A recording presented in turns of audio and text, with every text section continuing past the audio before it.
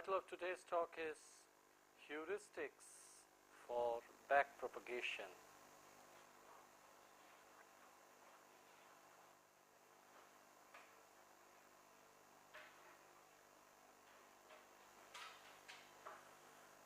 We have gone through the back-propagation algorithm with sufficient details. We now know that how to adjust the weights of the outer as well as the hidden layers, okay, dependent upon the local induced field and the local gradients.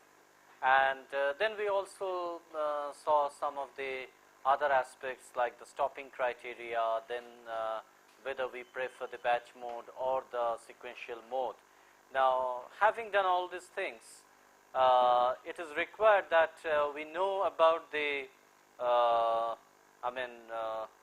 about some of the heuristics that one can apply to the backpropagation algorithm in order to ensure that the backpropagation algorithm functions more efficiently, right.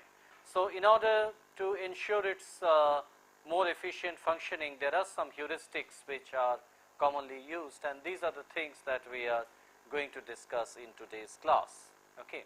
Now, some of the heuristics that we use for the backpropagation is, firstly, that we had initiated already the debate related to the sequential versus batch mode of processing. So, sequential versus batch mode update.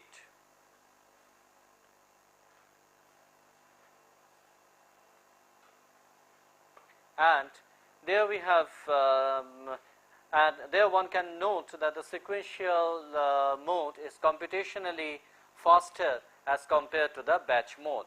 Okay.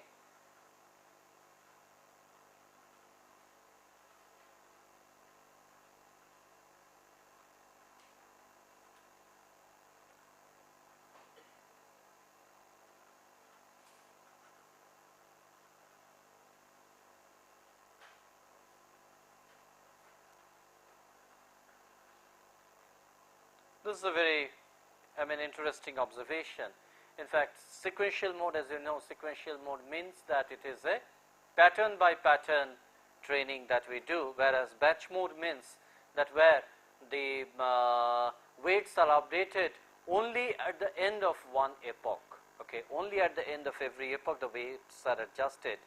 Now, sequential mode is computationally often faster than the batch mode, because if we go into the equations of the batch mode update, which we didn't, okay, we had considered the equations for the sequential mode of update only, but if we see the batch mode update, we will see that that involves the computation of a Hessian matrix, which is highly time consuming, okay, whereas sequential in pattern by pattern, that means to say we do not require that.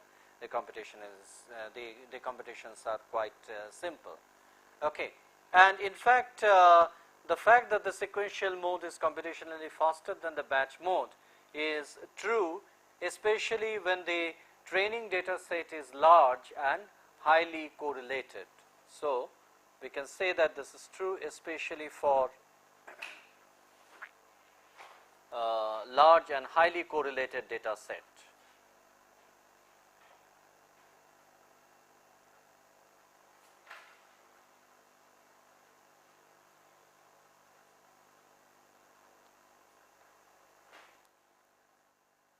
Now, the second heuristics that one has to consider is regarding the maximization of the information content.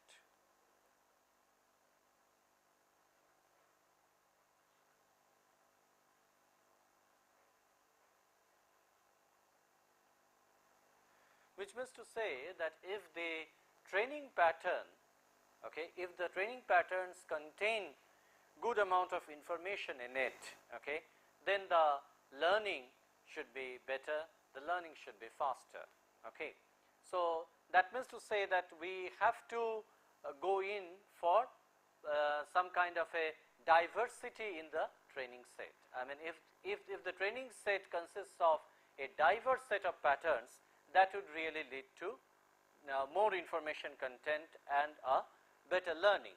Okay. And there are two ways whereby this can be achieved. So, the two ways whereby the maximization of information content can be achieved is, first is the use of examples that result in large training error.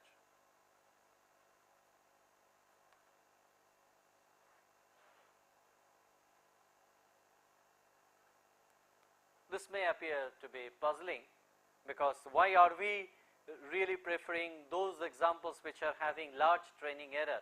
But definitely what happens is that when there is a large training error, okay, the large training error definitely leads to a larger value of the local gradient, and a large value of local gradient makes the learning process faster. Okay. So, I mean, one of the ways is to have to pick up examples having large training error, and the other is to use examples which are radically different from those that is previously used.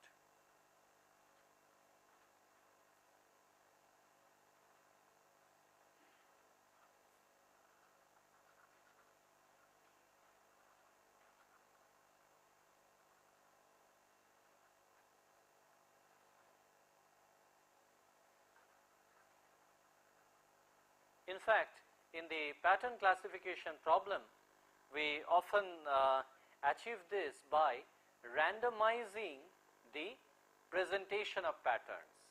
That means to say that whenever we are going in for a sequential mode of learning, okay, then what happens is that we complete one epoch. Okay. Let us say that there is some order in which the patterns are presented, and then when the next epoch is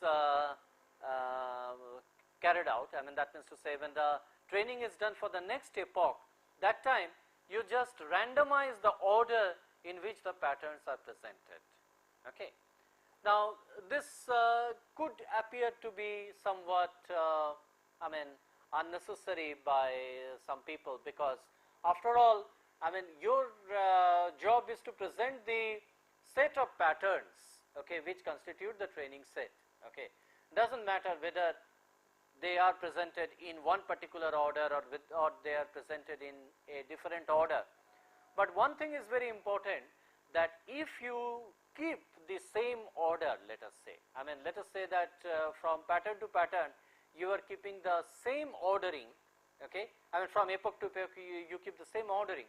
In that case, there is a risk that the network will learn the ordering also. Learning the ordering means that, as if to say that when you are feeding the second pattern, it expects that pattern to be classified into some class. When you present the third, it expects that to be classified into the other categories. So, in order to avoid that, okay, and to have a better learning capability, one very often randomizes the order in which the patterns are presented. So, we can say that the pattern presentations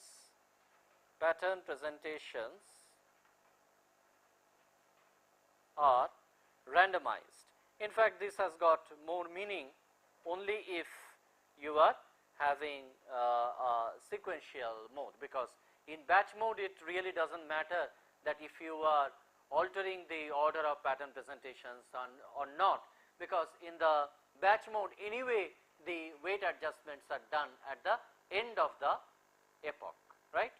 So, this is the second heuristics, and the third important heuristics that one considers is the activation function.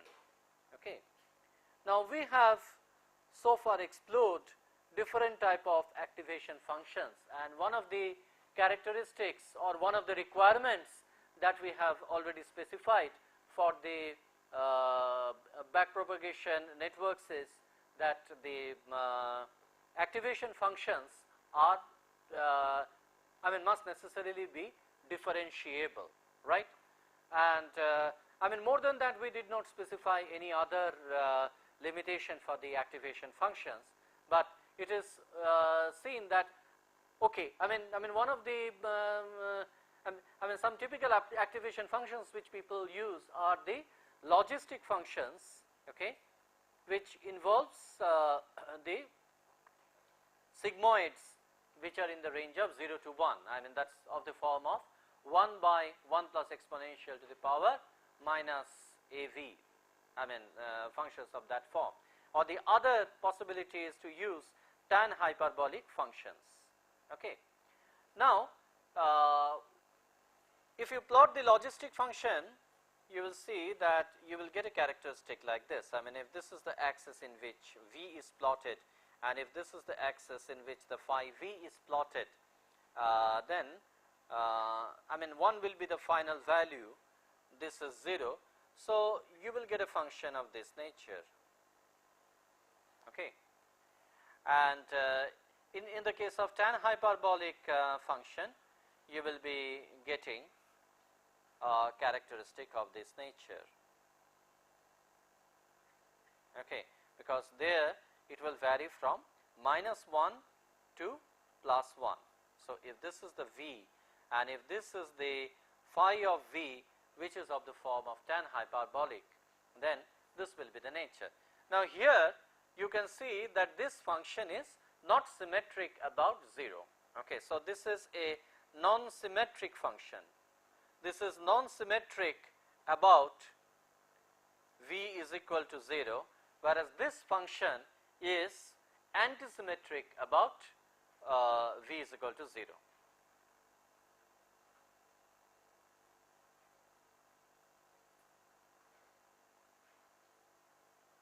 And if you compare the learning capabilities of non-symmetric sigmoidal functions and antisymmetric sigmoidal functions, okay, then it is seen that the sigmoidal functions with antisymmetric activation functions of the type tan hyperbolic, for example, okay, will have a better learning capability or a faster learning capability. So, any multilayered perceptron that is trained with antisymmetric activations, where antisymmetric property will be simply defined as phi of minus V equal to minus of phi V.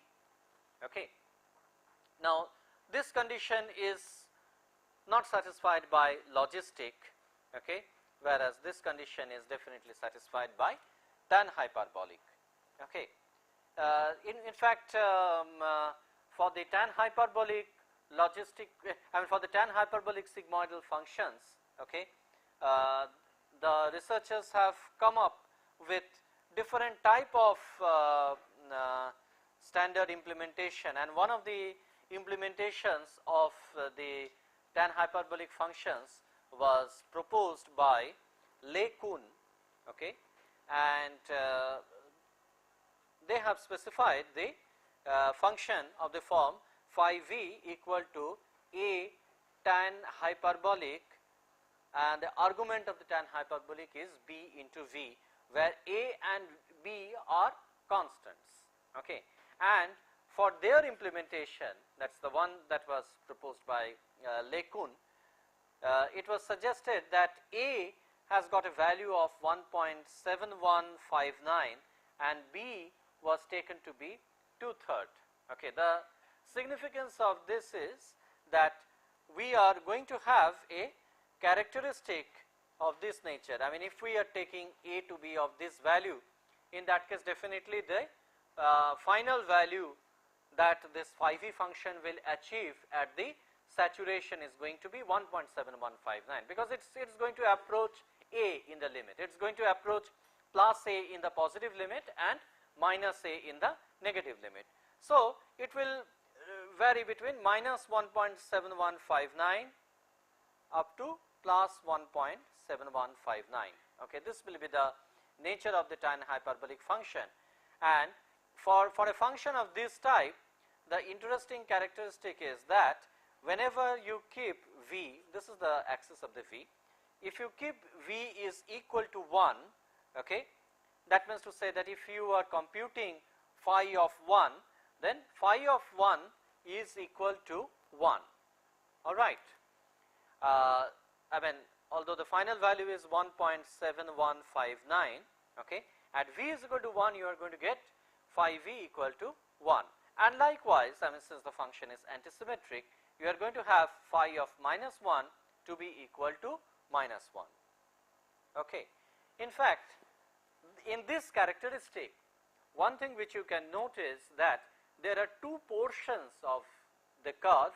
One is the linear part of it, okay, and the other is the saturation part of it. So, I can describe this part, I mean the part beyond v equal to 1, that means to say that when mod of v is greater than 1, okay, we can say that this belongs to the saturation part of the characteristic, whereas as long as mod of v is less than or equal to 1, this is a linear characteristic. So, this is linear, whereas this one is the saturation. And we can say roughly that, as if to say that v is equal to 1 is lying at the boundary of the linear to saturation zone. Okay. And we will use this I mean very shortly. Okay. So, the third heuristic that we were describing is again related to the activation function, and we have seen that antisymmetric functions are better as compared to the non-symmetric functions. Okay. The fourth heuristic is pertaining to the target values. Okay. Now, target values means that definitely in the training set we are going to have the input set. Okay. We are going to have the input vector as also the output values. Okay. Now, the output values will be again in the range that is specified by the activation function, isn't it? So, definitely if we are using a characteristics of this nature, let us say again a tan hyperbolic characteristics of this nature we take, then the activation function we cannot definitely exceed an activation function d, I mean and an expected output d of the neuron j. I mean if we are taking dj, dj certainly cannot exceed 1.7159 at this end, or cannot be less than minus 1.7159 at this end. So, definitely I mean it is implied that the activation function need to follow this, but again the question is that where should we keep the expected, I mean how should we select the patterns, okay, so that the activation functions, I mean they could be lying close to the saturation region or they could be lying in the linear region. Now, which one is better? I mean, are we going to choose those patterns which are having their expected outputs close to the saturation region of the characteristic or close to the linear range of the characteristic? Okay. Now, it is seen that the linear range of characteristics, I mean if we are choosing the dj's closer to the linear range of characteristic, it is better from a training point of view. But certainly this is not the thing that you can always guarantee, because dj is after all what, your expected outputs which are drawn from the examples. Now, it could be that for some of the patterns, okay, which are available as examples, okay, this dj could be very close to 1.7159. In fact, there is no harm if it is exactly equal to 1.7159. Okay. So, what is done is that, I mean in order to ensure a better learning, okay, I mean as a heuristic, what one does is that one applies an offset to the desired output, okay, before the training is performed. That means to say that we are not really training it with exact dj, okay. I mean if dj is close to the limits, I mean if it is close to plus a or if it is close to minus a, then we are not taking the exact value of dj, rather we are taking some offsetted value of dj, so that we shift the dj points, okay, more towards the linear range. For example, in this case if I get a dj equal to 1.7159. In that case, the nice thing will be is that I apply an offset of minus 0.7159, so that my dj is equal to 1, because this 1 I know is definitely closer to the linear range. Okay. So, that is why what we have to do is to modify the target value. So, we must keep dj equal to a minus epsilon, okay, some positive quantity epsilon, okay, for the limiting value, I mean when the limiting value is plus a, okay. For the limiting value of plus a, we must make dj equal to a minus epsilon, and when the limiting value is minus a, then what we should do? Yes. So, for a limiting value of minus a, we should have dj equal to minus a plus epsilon, right. So, this is the heuristic on the target values, and the next point that we are going to deal with is regarding the normalization of the inputs.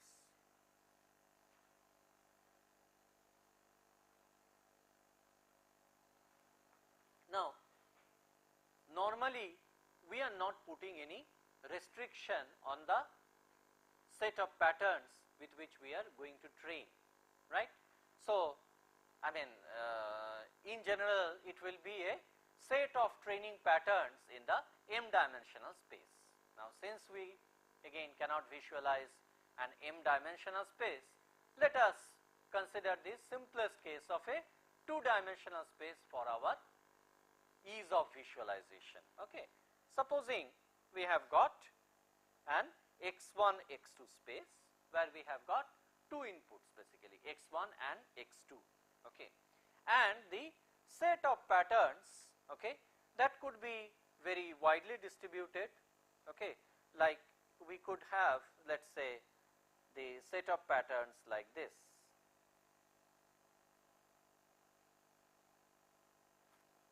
Okay.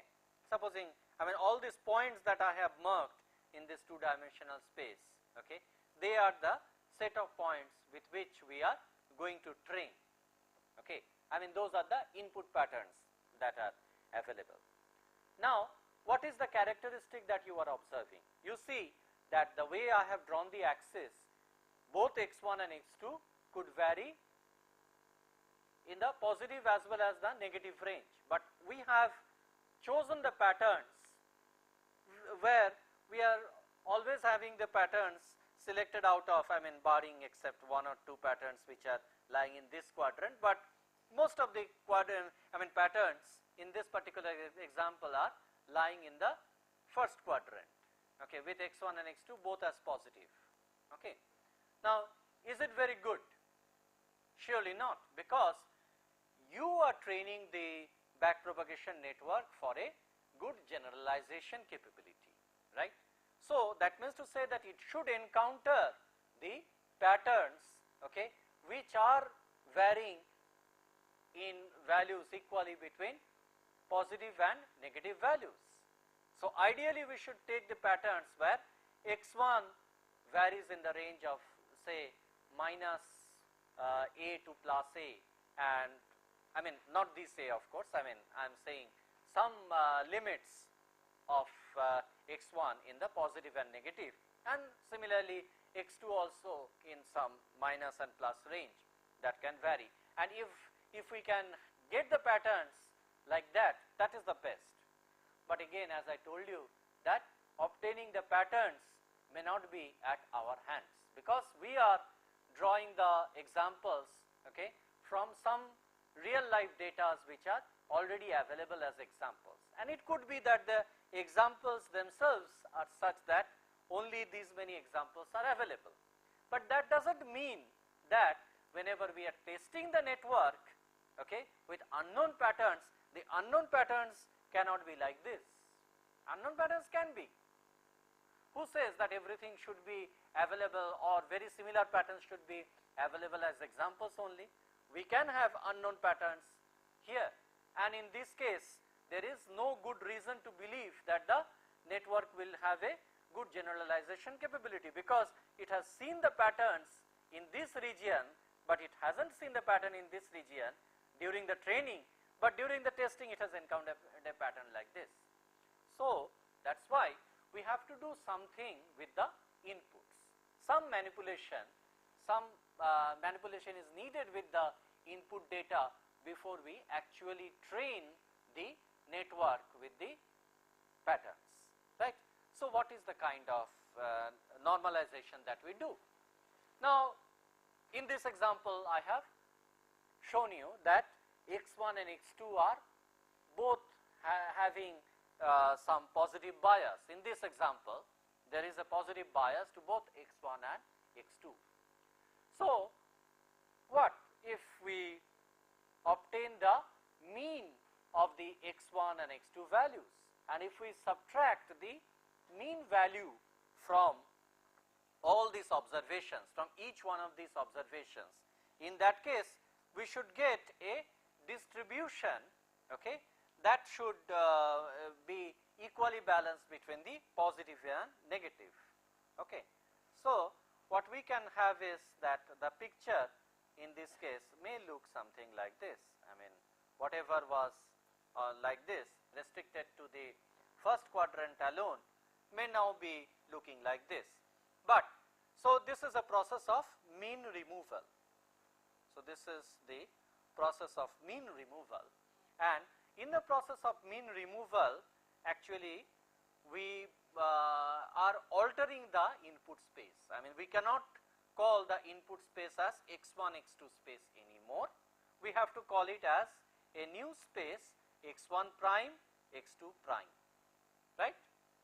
So, that is one of the steps that we do, that is the mean removal, and in order to accelerate the back propagation algorithm, okay, we need to have some more steps to be performed after that, and immediately after the mean removal the step that is normally performed is a decorrelation of inputs.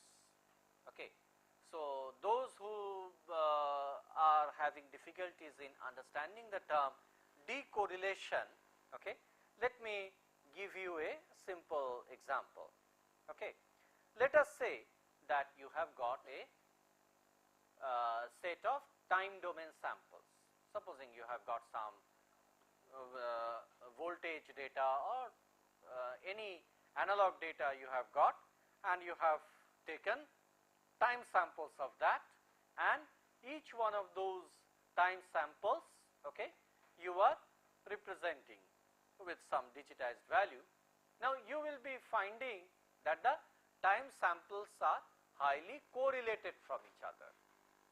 By correlation, what we mean? That the time sample that you are taking at n, okay, will not be remarkably different from the time sample that you are going to take at n plus 1 or n minus 1. So, the data is highly correlated. Now, supposing you have got a sinusoidal wave, okay, and the time samples, I mean, if you are taking many samples, you will be finding that the time samples are highly correlated. But now, if you are converting the temporal data, the time domain data into a frequency domain data, then what will you get? I said the example of a sinusoidal wave. Sinusoidal wave means it will have a frequency component, and also, I mean, if you are observing the sinusoid only through a small window, I mean, if it is not a continuous sinusoidal wave, which will be in the case of the discrete thing, then we will be having, I mean, because of the truncation effect of the sine wave, we are going to have some more components also. But other than that, the frequency components will be highly uncorrelated.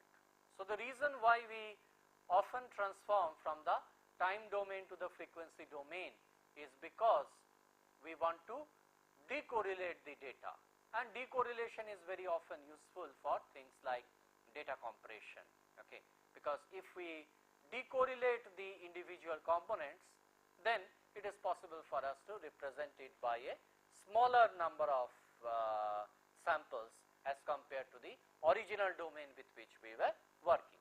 In fact, decorrelation, I mean, there are different methodologies for performing decorrelation, and one of the effective ways whereby the decorrelation is performed is principal component analysis. Okay. And we are going to study principal component analysis shortly, okay, not immediately. I mean, maybe after a few lectures we will be coming to the question, I mean, to the topic of principal component analysis, which are very often used in order to decorrelate the data. Now, what happens is that, so the steps that we are doing is that the first step is mean removal, and the next step is going to be decorrelation. So, whatever you have as x1 prime, x2 prime, okay, will now be decorrelated. Decorrelated means this data set could now be getting more, I mean, spreaded. Okay, like if we are having a decorrelated set of patterns, then the patterns may be looking like this. In fact, what happens is that the, I mean, this is the x1 axis, not x1 anymore, because already because of the mean removal we were calling it as x1 prime. So, now with the decorrelation we are going to call it as x1 double prime, and this axis will be x2 double prime. In fact, the scaling on x1 double prime and x2 double prime are quite different, as you can see from here. So, what happens is that after the decorrelation you have to do one more step, and that is called as the covariance equalization. Okay. What is meant by covariance equalization is that the covariances in the x1 direction and x2 direction, in this case they are different. So, you scale it appropriately so that the covariances in x1 direction and x2 direction are equal, and after the covariance equalization you will get the patterns, okay, somewhat in this range. Okay, if they are equalized, if the covariances are equalized, we are going to get the pattern. So, now we are going to call this as a new space x1 triple prime and x2 triple prime. So, in effect what we are doing is the normalization of the inputs. Okay.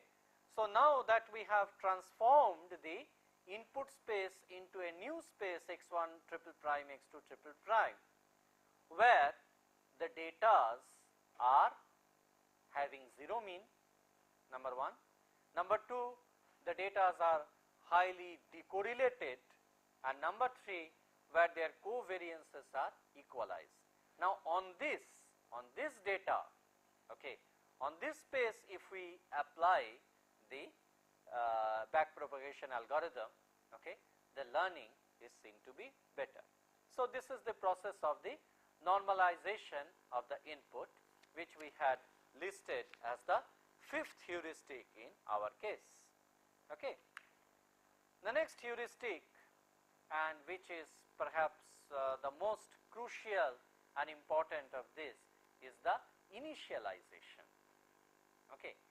By initialization we mean to say that the question which should very often arise is that we begin with the training of a network, let us say a multi-layer perceptron network, which we are going to train with the set of examples that we have got. But the billion-dollar question is that how to choose the initial weights. Okay. Is it absolutely arbitrary that we choose any initial weight and the system should adapt itself, I mean should adjust the synaptic connections in such a manner that ultimately all the training pattern examples are learnt, and then when we feed the test pattern, then I mean it can correctly generalize the test patterns also.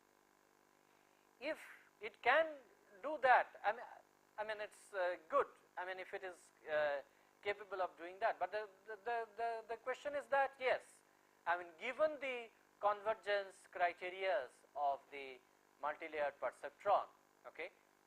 It is going to happen, but surely the question is that how quickly is the convergence going to be? How quickly will the network learn, okay, if we start with any arbitrary combination of weights? And then the question that should come is that if you are having, let us say you are having an activation function of this nature, okay. Now you start with some initial weights. Let us say that this is the activation function of a neuron, okay, which is connected to several inputs. One neuron connected to several inputs. Say it is like this, okay. Now the question is that I can choose the initial weights such that the total activation function, I mean the activation value V, or rather the local induced field what we refer to. So we can choose the WJIs such that the local induced field is here. In some other occasion we could choose somewhere over here. In some other occasion we could choose the initial weights such that the initial local induced field is lying over here. Now the question is that which one is better? Whether we want again the initial local induced field in this region, or whether we want the initial local induced field is in this region, whether it is close to the linear region or close to the saturation region. Okay.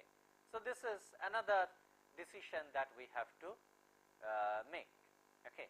And let us see the two extreme cases. I mean, one of the extreme cases is that we can choose the initial weights such that the local induced field is very small. Okay, that means to say we choose small initial values. If we choose small values of WJIs, because ultimately our induced local field, that is Vj, is going to be what?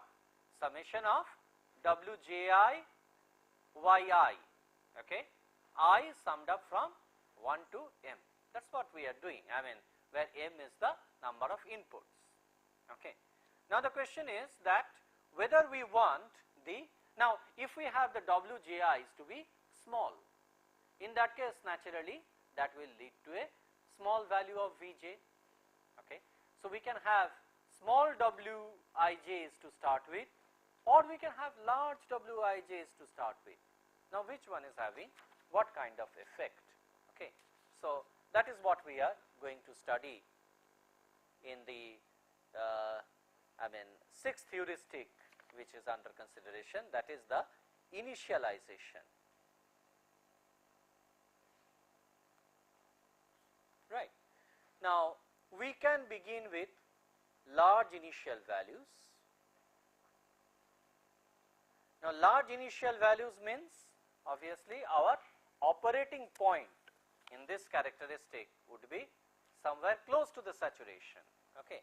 So large initial values could lead to saturation, right, because the initial values could be very close to the saturation region, and in the saturation region you can see that the gradient is 0. Okay. The gradient of the activation function is 0. So we are going to have, so if we choose large initial values, it leads to saturation, and saturation obviously leads to small local gradient, and small local gradient means that it leads to slow learning. Okay. So naturally very large initial values are not good for us, and the other extreme is that we can choose small initial values, and small initial values means that our operating point will be close to here, close to the origin. Okay. But in this case the drawback that one encounters is that the network operates on a flat area around the origin of error surface.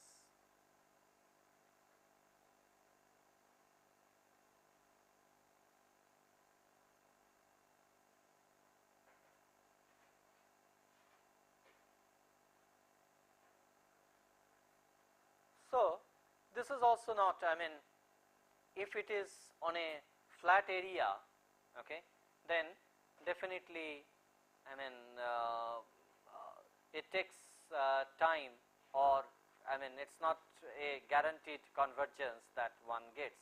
So, even small initial values are also not welcome. Okay.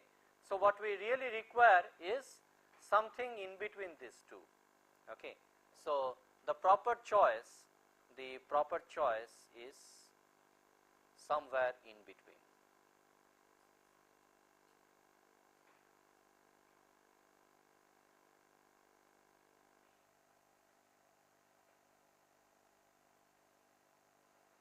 Right. So, this is what we are going to study, that what exactly is this somewhere in between, okay, whether we should have here or here or here, okay, is it possible for us to decide. So, let us do a bit of statistical analysis in order to decide that. Okay. So, we take the example of a multi-layered perceptron using tan hyperbolic function. So, we take a multi-layered perceptron, in short form I am writing it as MLP, okay, using tan hyperbolic activation function.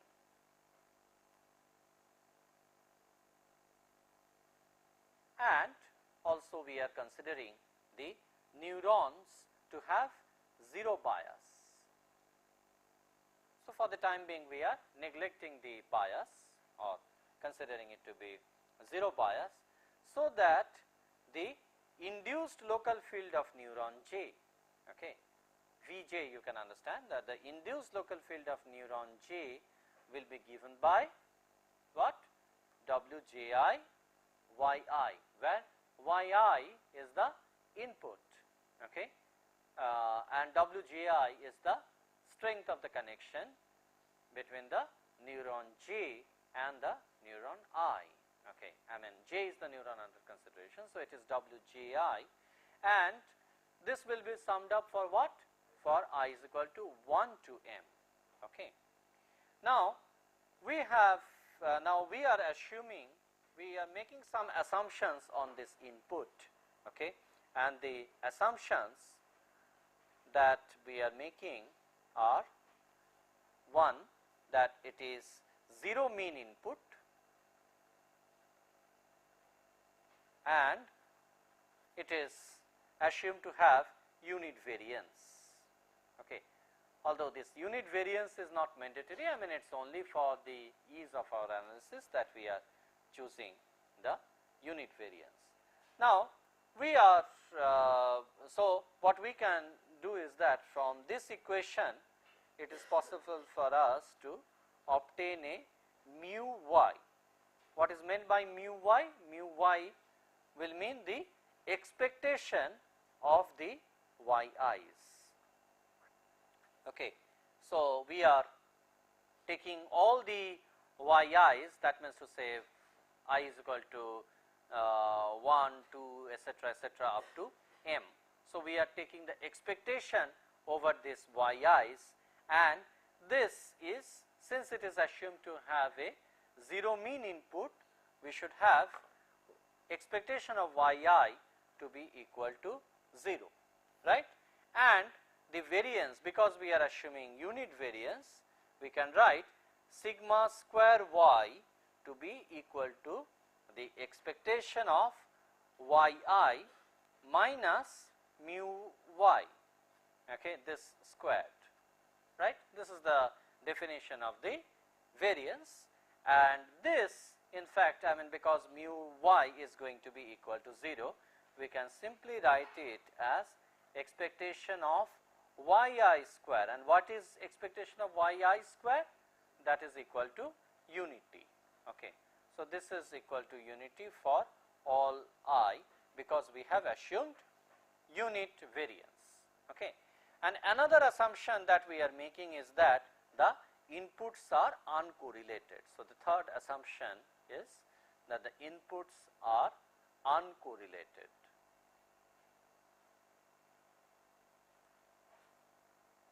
Right. So, if we take that assumption into consideration, then it is possible for us to write that expectation of yi yk will be equal to what? 0 for I not equal to k, okay. 0 for k not equal to I, and what happens if k is equal to I? 1, right. So, this is the uncorrelated thing that only when I and k are the same, then we are going to get the expectation to be equal to unity, otherwise it is equal to 0. And also we are making some assumptions about the synaptic weights. So, what we are expecting is that the synaptic weights that we are choosing here are uniformly distributed set of numbers with 0 mean.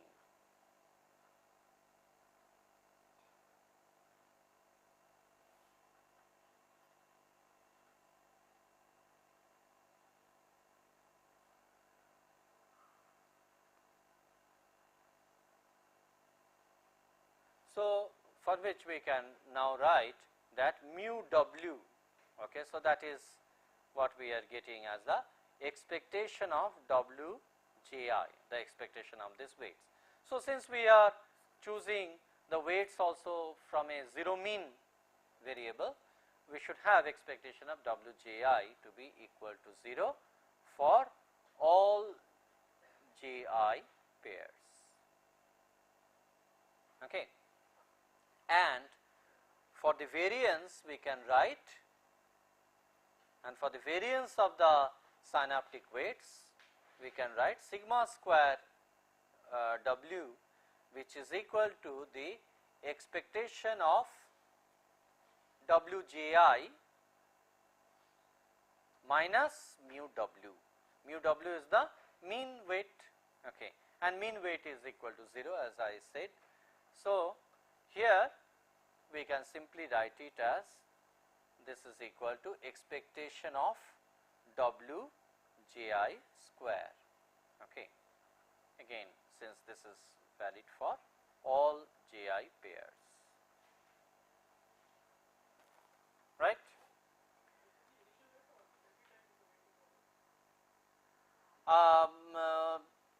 Yeah, I mean we are considering, I mean we are now drawing, no, this is valid for not only for initial, this is valid everywhere, but we are using this result in order to choose the initial weight, okay. So, all this analysis is being done in order to help us in choosing the initial weight, followed.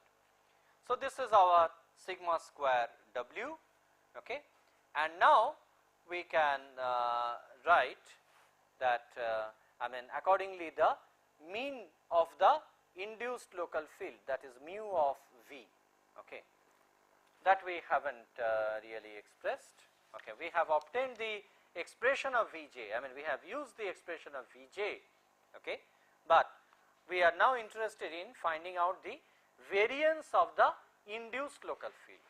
So, we are first of all going to find out the mean of the induced local field and then the variance of the induced local field. So, mean and variance of induced local field, this is what we are calculating.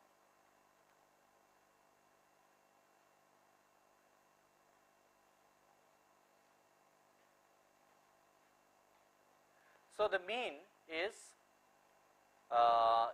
expectation of Vj, which is equal to expectation of summation I is equal to 1 to m wji yi, right. I mean it is simply substituting the expression for the Vj, and this is equal to, I mean I can take the summation outside also, that is it is one and the same as writing summation I is equal to 1 to m and writing it as a product of expectation wji expectation of yi. In fact, there is no need to expand it any further because this value is going to be equal to 0. So, the mean of the induced local field is definitely going to be 0. Okay. I mean and that is there, and then the question is that what is going to be the variance of the induced local field. So, the variance we can express similarly. So, we are interested in finding out sigma square v. Okay. So, sigma square v can now be expressed as the expectation of what? Vj minus mu v, yes, Vj bar or mu v. So, it is Vj minus mu v square, okay, and mu v in this case is equal to 0. So, it is expectation of Vj square simply. Okay.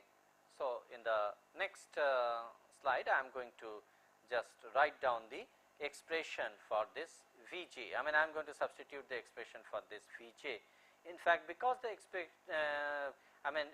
involves Vj square, okay, I can in fact express it as the product of two Vj's, or rather I can express it in this manner, Vj square, because it is expectation of Vj square, I can write it as sigma square V equal to expectation of summation. I can express it as a double summation I is equal to 1 to m and k is equal to 1 to m wji wjk yi yk, right, and this could be rewritten as, taking the summation out, I is equal to 1 to m, k is equal to 1 to m, expectation of wji wjk, expectation of yi yk, okay, which is equal to summation of I is equal to 1 to m expectation of wji square, okay, because we are definitely making use of the property of the correlation. I mean, we have already defined that the data are uncorrelated, because of which we are going to have expectation of yi yk to be equal to 1 for k is equal to I. So, only for k is equal to I terms we are going to have this equal to 1. So, this definitely leads to this expectation of wji square, and since the expectation of wji square is what? That is equal to sigma square w for all ji pairs, okay. So, what will be the final value? This is summed up for I is equal to 1 to m. So, it will be m times sigma square w, okay, because sigma square w is equal to expectation of wji square, okay, for all ji pairs. Okay. Now, this is an expression that is of interest to us, that is sigma square V, that is to say the variance of the induced local field is equal to m times sigma square W. Now, what is going to be the best value of sigma square V? Again, we were, mind you, considering the tan hyperbolic characteristic, tan hyperbolic activation function. Now, in the tan hyperbolic activation function, if we choose the values which were proposed by Lec-22 and others, we choose a is equal to this value and b is equal to 2/3, so that for v is equal to 1 we get the phi v to be equal to 1. Okay.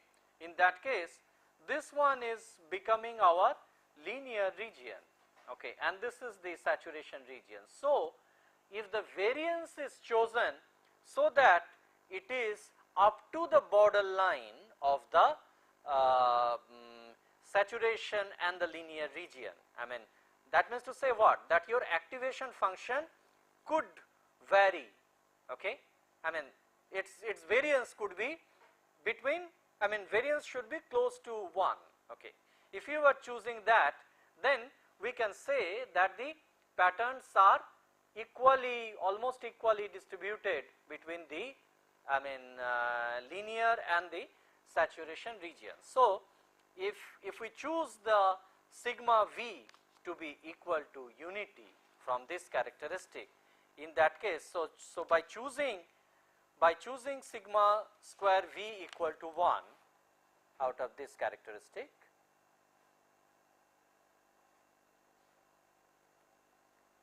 what we get is, we are getting m into sigma square w equal to 1, which means sigma square w is equal to 1 by m, and this is a relation that we can make use of. That means to say that the variance, the initial variance that you are going to have for the weights is equal to 1 by m, where m is the total number of inputs. So, now since you are going to know about this m a priori, that is how many number of inputs you are having. So, the best thing will be to design the synaptic weights, the initial synaptic weights, such that you have the initial synaptic weights with 0 mean, that is number 1, and the variance of the synaptic weights should be equal to 1 upon m. Okay. So, this is up to the heuristic point number 6, where initialization is concerned, and we have got 1 or 2 points more to be covered on the heuristics, okay, which we are going to cover in the next class.